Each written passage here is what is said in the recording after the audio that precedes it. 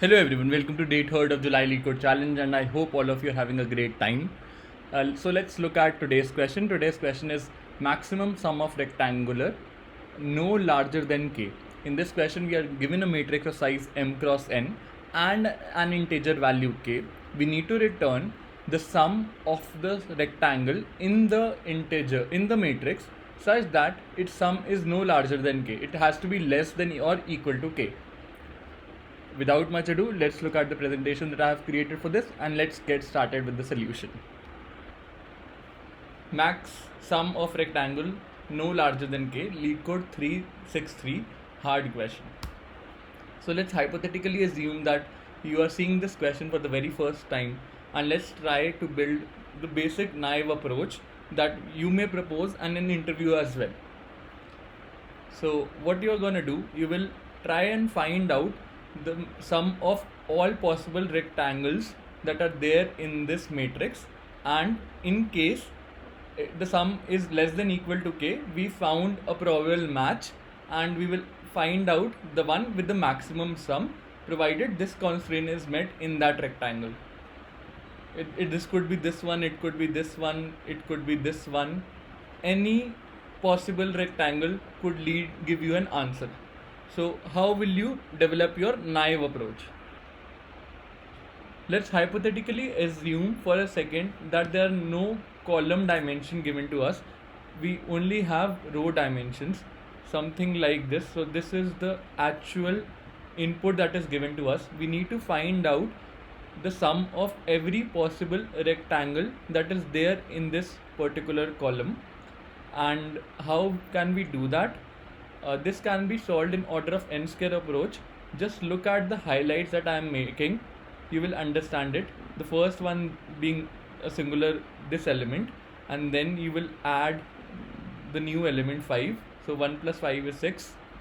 Then you will go in the lower direction.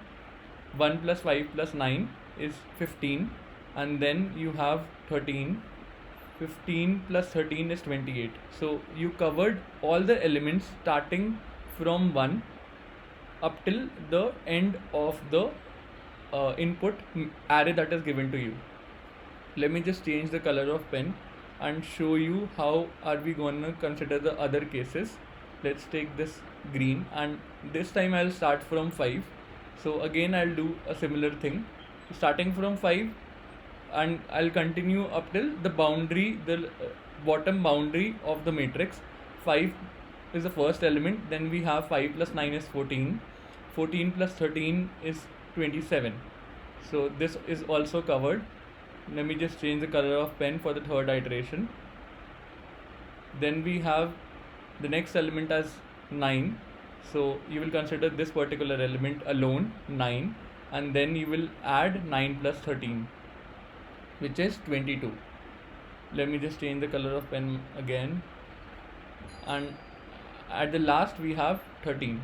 So we have covered all the elements that are all the matrices that were possible across this input 1D matrix that is given to us, and this can be solved in order of length of the input matrix that is given to us, r square.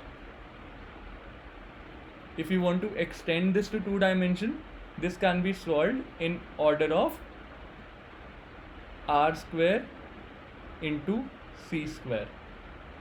So you will again do a similar kind of thing, and you will try and cover every possible submatrix sum in this complete input array. We have just extended it to 2 dimensions, and you can find your answer in order of r square into c square time complexity, which is quite high. We want to come up with an approach which reduces this complexity. Can this be reduced? The answer is yes. Let's try and look at the optimized approach. So for that we need to understand one sub problem, so as to get a better understanding of the algorithm.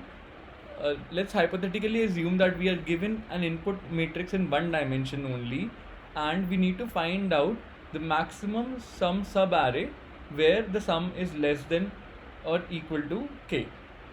let's hypothetically assume that there are no two dimensions given to us.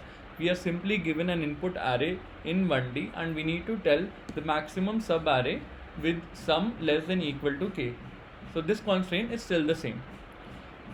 In what time complexity can this be solved? It can be done in order of length into log of length of the input array. How can we do that? We'll be exploiting a technique of tree set. Tree set internally stores all the elements that are there in that set in a sorted fashion. It creates a BST and you can perform the ceiling or the floor operation by passing any parameter to it and find out the next higher element or the lower element in log and time complexity. So the seal, the floor, get higher, get lower operations can be solved in order of log and complexity. Just remember these 2 points and let's try to walk through the algorithm and we will then dry run it over a test case. The first thing that I have done here is to define a new tree set. I have taken another variable to store my result, added 0 to it so that I definitely get an answer from it, and defined another variable named as prefix sum. I iterated over the input array and with each iteration I update the prefix sum variable with the current element that is there under consideration.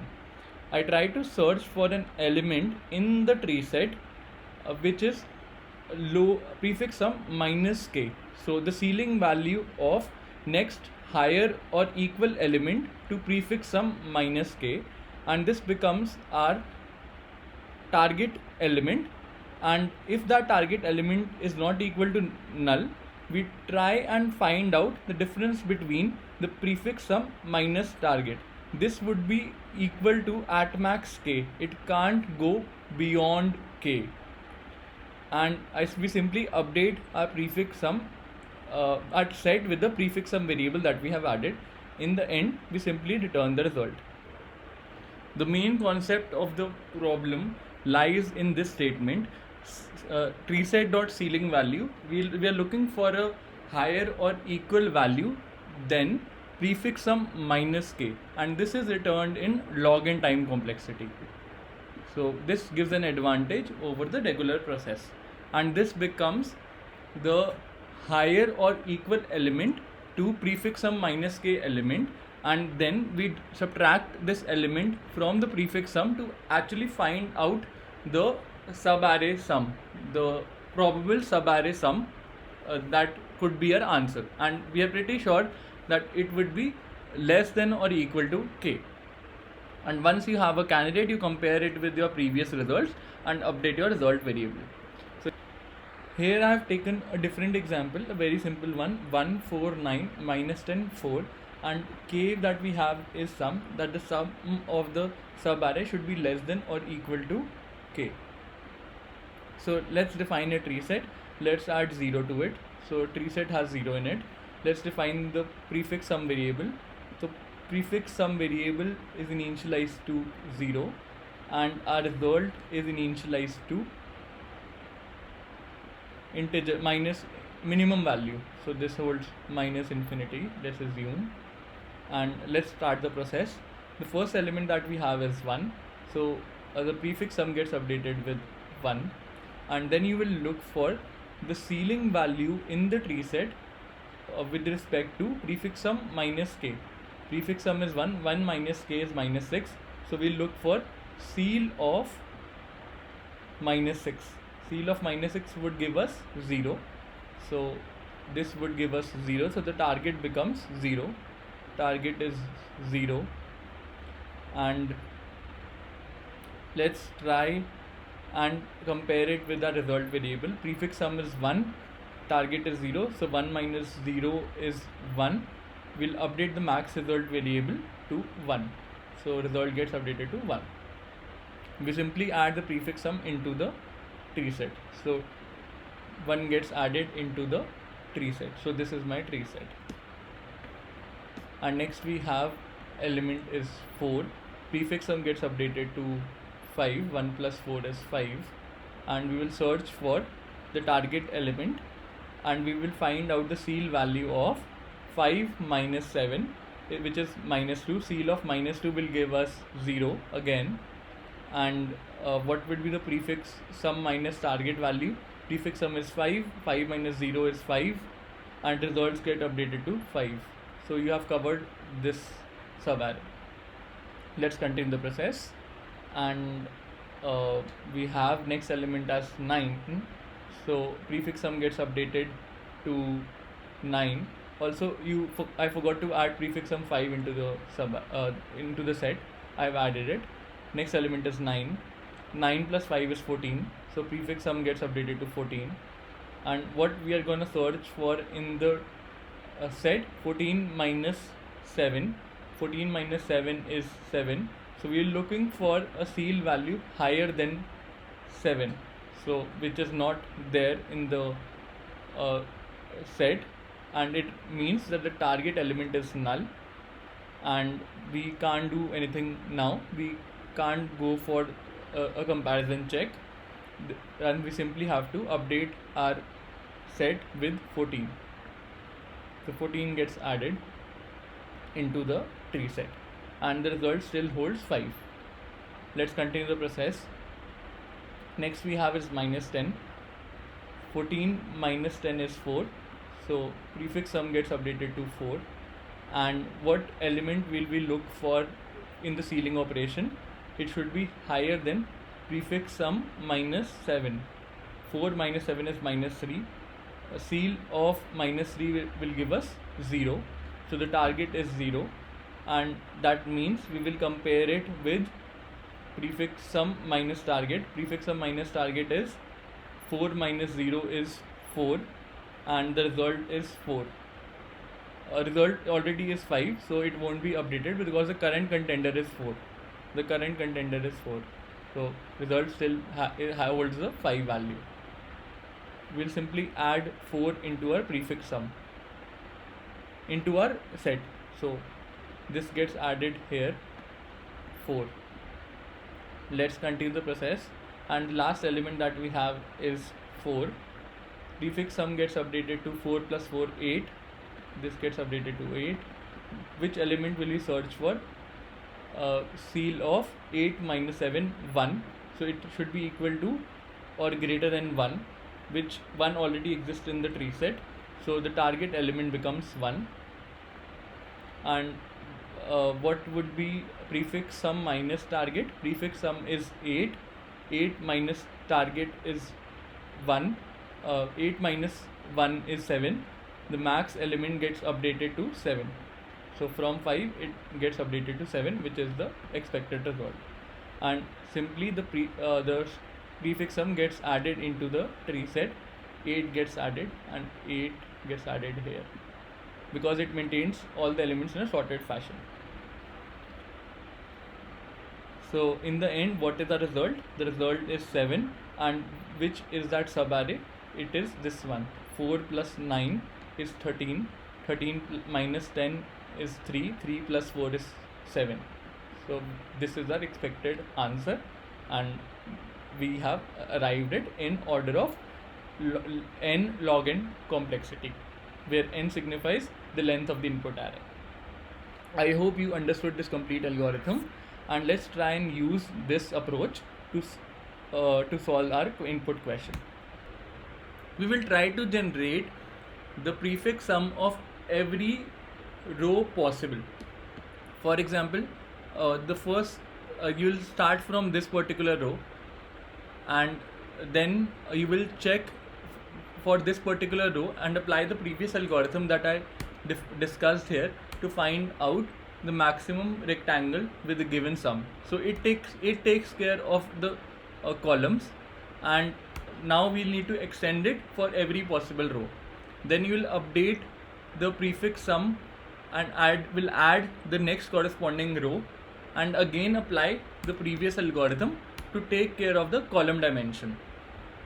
Then you will add the upcoming new row into your prefix sum row, and again apply the same algorithm to take care of the column dimension.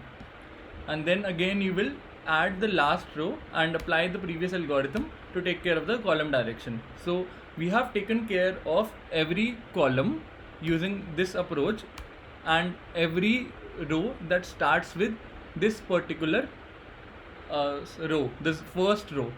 And let's try and extrapolate it for the next rows. So we will start our approach from this particular row, the first one, and you will apply the same approach for this particular row. Then you will extend it to the second row, add the sum here, your prefix sum will be updated, and you will apply the previous algorithm to take care of the columns. And next you will move in the lower direction and update your prefix sum to find out your answer. You will continue this process, and again you will start with this particular row as the initial base point 9, 10, 11, 12, and add the upcoming rows for the further iteration, and in the last you will simply take care of this particular row as a probable candidate. So you have considered every possible row and every possible column as a dimension of your rectangle. So what would be the time complexity of this approach? The time complexity would be equal to order of r square into c log c. We have used the combination of the two approaches that I discussed in the past. Find maximum subarray with sum less than equal to k in single dimension, and the approach that I discussed here to reduce the time complexity. So from c square we have reduced to c log c. And without much ado, let's look at the coding part, and if you have any doubts till here, it will be cleared in the coding section, so don't worry. The first thing that I have done here is to define two variables, row and column, that stores the column count and row count, and then I have defined my result variable, which is the maximum subarray sum possible, named as max, initialize it to integer.min value, and I try to find out the prefix sum starting for each row that is possible in this complete matrix. I started looping over I equals to 0, I is less than equal to rows, and I defined a new column sum subarray, which is the prefix sum subarray for a particular row, and the size of that would be equal to the column size that we have. I initialized my j variable to start from I, goes up till the row count, and my another loop for updating the prefix sum starting from the 0th column, goes up till the total columns that we have. It updates the column sum prefix sum variable using the current element into consideration, and I wrote this for myself. We can simply skip these, and once we have updated the column sum slash prefix sum complete row, we pass it to the find method. This find method is exactly same what I explained in the algorithm, and once we have the result from it, we compare it with the previous result and update and chooses the maximum one out of it. In the end, we simply return the max result back. The time complexity for this approach is order of r square c into log c, and the space complexity is order of c. I hope you enjoyed today's session. If you did, please don't forget to like, share and subscribe to the channel. Thanks for viewing it, and have a great day ahead.